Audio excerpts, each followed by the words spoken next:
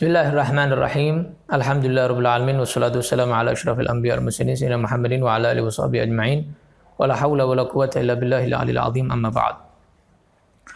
Sebentar lagi musim haji atau kemarin-kemarin yang sudah melaksanakan ibadah umrah pasti merasakan yang namanya berdesakan di tempat tawaf atau tempat sa'i.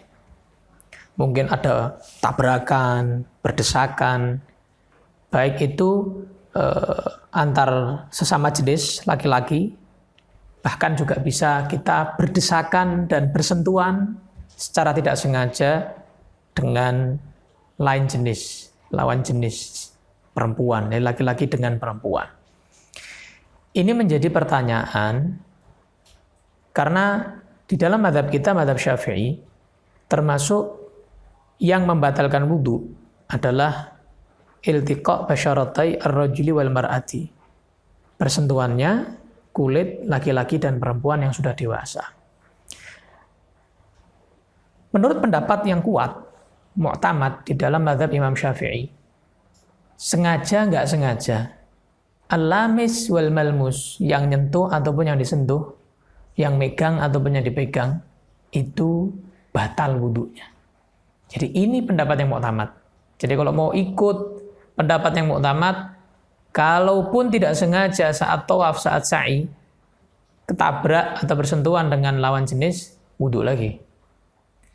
Wudu lagi, nanti melanjutkan tawafnya.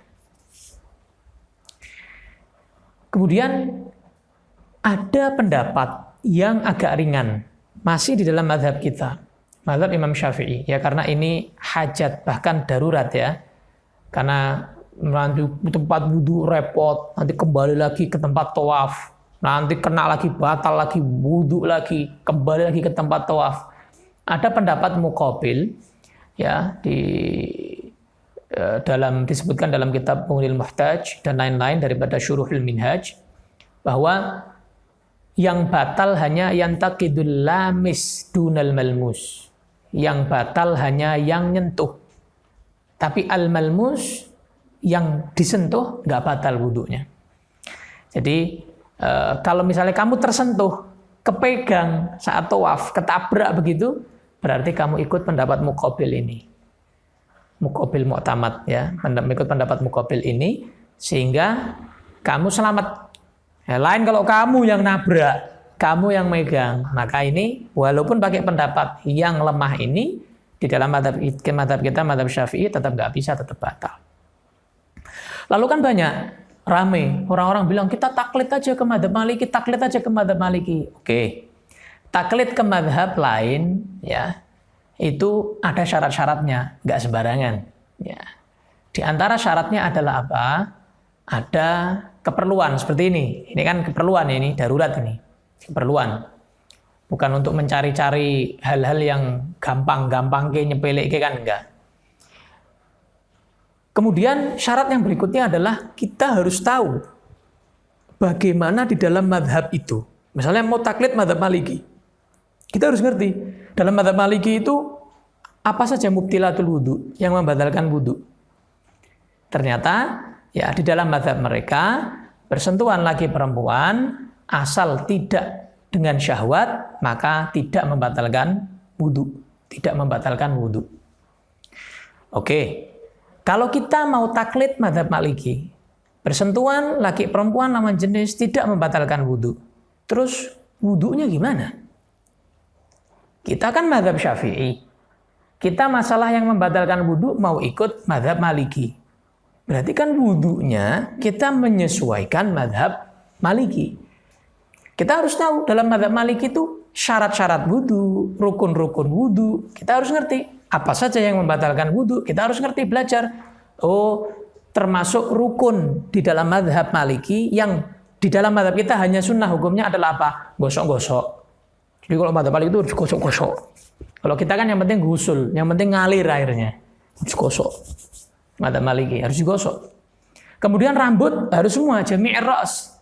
Harus semua. Kepala kena. Kalau kita kan walaupun ba'dha sya'rah, sebagian rambut yang fi haddil wajh, yang masih dalam batasan kepala. Kalau kita kan ringan, walaupun sedikit itu sudah sah wudu dalam mazhab kita Syafi'i. Tapi mazhab Maliki harus semuanya. Ya.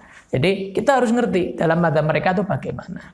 Kecuali ya disebutkan dalam kitab Bughyatul Mustarsyidin, ya bisa dicek nanti, bahwa kalau kita mengikuti pendapat, jadi ada perbedaan pendapat antara Imam Ibnu Hajar dengan Imam Ibnu Ziyad. Jadi talfik, mencampur adukkan madhab, atau dilarangnya kita mencampur adukkan madhab gitu ya. Itu apakah di dalam satu masalah ini, misalnya ini wudu dengan yang membatalkan wudu, apakah ini satu permasalahan atau wudu sendiri yang membatalkan wudu sendiri? Contoh begini, kita saat tawaf pengen ikut yang membatalkan wudu mazhab Maliki, wudunya mazhab Syafi'i. Nah, di sini ada perbedaan pendapat seperti yang saya jelaskan tadi.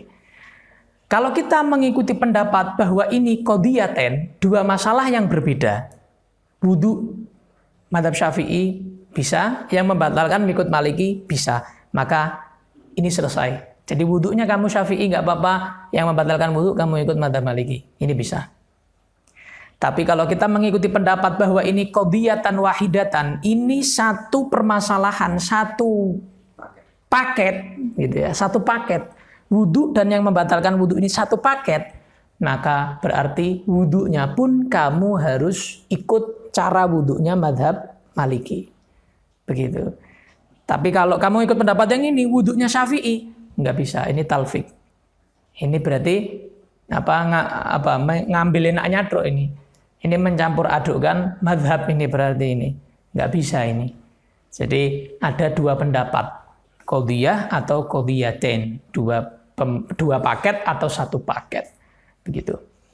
Jadi ada pendapat, ada ungkapan yang disampaikan oleh Al-Imam Qurdi. Beliau menyatakan bahwa pendapat dhaif yang lemah indana dalam mazhab kita Syafi'i itu lebih baik ya kita ikuti, karena kita tahu jelas betul ya, daripada kita harus taklid kepada mazhab lain, karena kita harus neliti lagi, begitu ya.